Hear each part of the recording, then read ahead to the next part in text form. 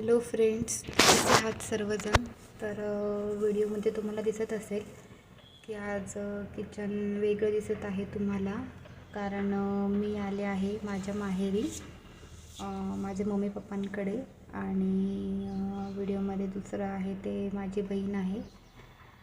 तर आता जसं की मला समर वेकेशन्स लागलेली आहेत, तर सुट्ट्या आहेत, तर एरवी काही जाणं होत नाही. आणि आई वडिलांचा थोडासा हेल्थ प्रॉब्लेम असल्यामुळे त्यांना एवढं क्लिनिंग करणं काही होत नाही आणि मला एरवीही वेळ मिळत नाही. तर मी ठरवलं की आता या सुट्ट्यांमध्ये घरी जाऊन जेवढंही आपल्याला घराला क्लीन करता येईल आणि मेकओव्हर करता येईल तेवढं करूयात. तर बघा, तर मी या ठिकाणी एक एक क्लीन करून मी कलरिंग करणार आहे. तर आपण पार्ट 2 पार्ट 1 असं टाकणार आहोत. तर हा त्यातला पार्ट 1 आहे.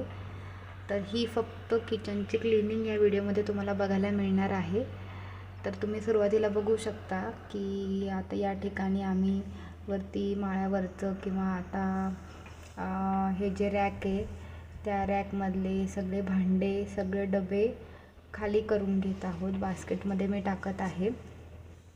तर हे सगळं सामान मला आता काढून घ्यायचं आहे.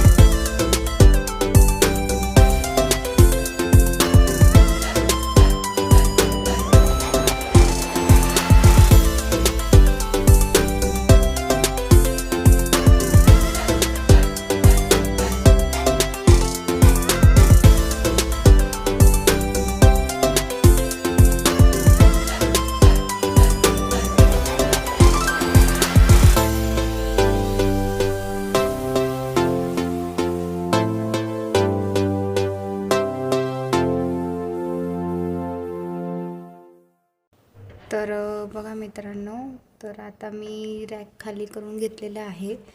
सगळं प्लॅटफॉर्मवरचंही सामान हॉलमध्ये नेऊन ठेवलं आम्ही. त्यानंतर मी आता या ठिकाणी जो माळा वगैरे आहे, जाळ्या वगैरे ज्या होत्या त्या सगळ्या मी झाडून घेत आहे. तसंच मी जो हा कडप्पा जो आहे तोही झाडून घेत आहे, क्लीन करून घेत आहे. तर या ठिकाणी बघा मी हे सगळं या साईडचं सगळ्या साईडचं मी जे पण जाळे वगैरे आहे वॉल्सवरचे ते सगळं मी या ठिकाणी क्लीन करत आहे.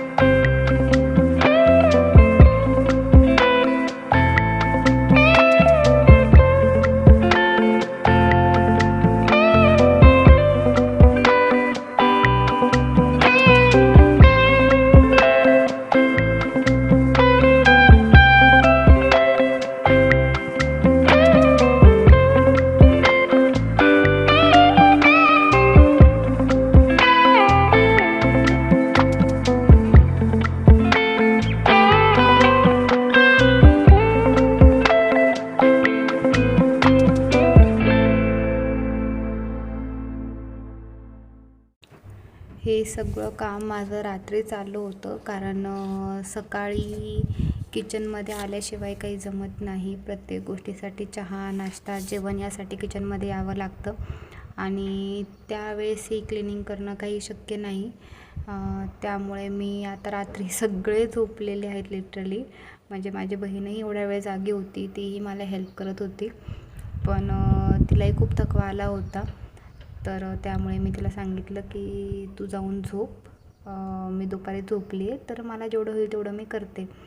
तर बघा मी सगळं आता एकटीनेच आता मला क्लीन करायचं आहे. तर मी आता काय करणार आहे, आता मी सगळं झाडून घेतलेलं आहे, किचन ओटा वगैरे सगळंच. तर आता या ठिकाणी मी जी टाईल्स आहे किंवा किचन प्लॅटफॉर्म आहे, तुम्हाला ही विंडो दिसत असेल, तर ही विंडो ही मला क्लीन करायची आहे, गॅस क्लीन करायचा आहे. तर लिटरली मी तुम्हाला सांगते, मी 12:30च्या आसपास सुरुवात केली होती आणि लिटरली मला 4:15 वाजले होते लिटरली, की हे सगळं इतकं क्लीन करायचं म्हणजे सोपं नाही आहे. तर मला लिटरली खूप वेळ लागत होता, कारण आईची तब्येत बरी नसते, त्याच्यामुळे तिला रेग्युलर टाईल्स वगैरे क्लीन करणं, विंडो क्लीन करणं ही अशी कामं नाही होत.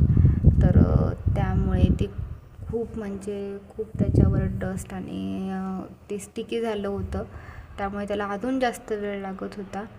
तर बघा आता या ठिकाणी मी तेच चालू आहे. मी बेसिनमध्ये येऊन एक मगाने पाणी टाकून मी लिटरली ते घासत आहे.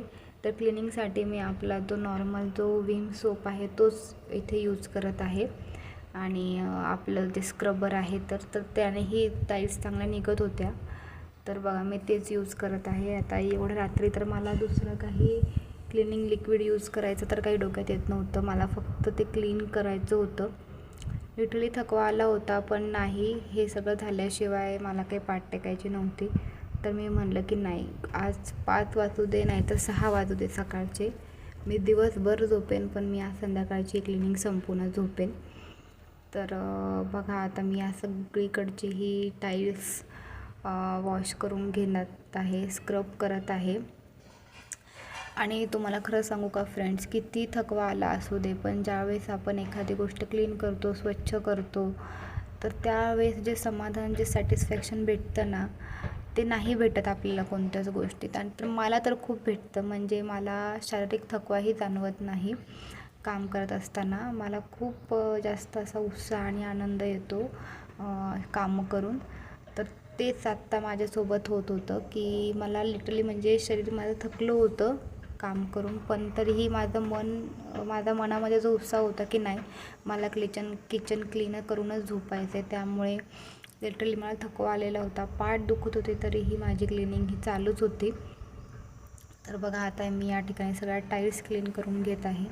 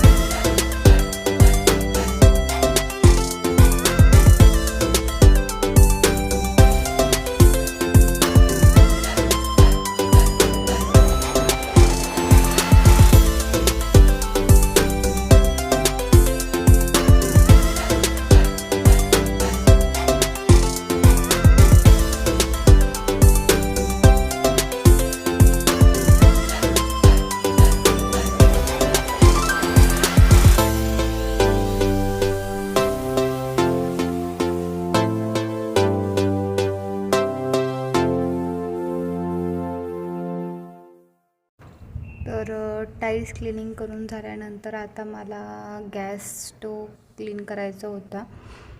तर तुम्ही बघितलं असेल की ते किती खराब झालेलं होतं. तर मला अक्षरशः ते काढण्यासाठी जी निडल आहे मी ती यूज केली, कारण ते साध्या स्क्रबरने निघतच नव्हतं. तर बघा, पण मी त्या निडल्सचा यूज करून ते पूर्ण काढलेलं आहे आणि ते क्लीन झालेलं आहे. आता मी सिंपल सोपने आणि स्क्रबरने हे सगळं क्लीन करून घेणार आहे. त्यानंतर परत मला जाणवलं की साईडची जी रिंग आहे त्या साईडला सुद्धा हा स्टिकीनेस जमा झाला. तुम्हाला दिसतही असेल बघा कसं निघतंय ते. तर मी तेही या निडलच्याने काढलं आणि मला सिरियसली या निडलचा खूप जास्त उपयोग झाला. तर ही निडल म्हणजे जे आहे ते लोकलचं कसं काम करतात त्यासाठी जी निडल लागते ना, तर ती निडल होती ती, आणि ती खराब झालेली होती, म्हणजे पूर्ण गंजलेली होती. मी टाकूनही दिलेली होती, पण नंतर मला आठवलं अरे मी स्क्रबरने तर निघत नाही आहे, तर मी ह्याचा यूज करून क्लिनिंग करू शकते. तर बघा, साईडचं जे पण स्टिकी जे पण घाण होती ना ती सगळी या निडल्सने मदत केलेली आहे मला लिटरली काढायला. तर बघा, आता मी या ठिकाणी जो गॅस स्टोव आहे तो स्क्रबरने स्क्रब करून घेत आहे आणि क्लीन करून घेत आहे. तुम्हाला खाली दिसत असेल किचन प्लॅटफॉर्मवर तर टाईल्सची परत गॅस स्टोवची मिळून बघा एवढी घाण ह्या किचन प्लॅटफॉर्मवर जमा झालेली होती. तर बऱ्यापैकी आता माझं गॅस स्टोव क्लीन होत आलेलं आहे. आणि आता या ठिकाणी बघा मी आता जे पण आपला किचन प्लॅटफॉर्म आहे तो मी क्लीन करून घेणार आहे. तर बघा तो किचन प्लॅटफॉर्म आहे तो क्लीन करण्यासाठी मी काय केलेलं आहे तर जे आपलं विम लिक्विड होतं ना, मी ते विम लिक्विड सगळीकडे टाकलेलं आहे आणि मी दुसरं स्क्रब घेतलेलं आहे.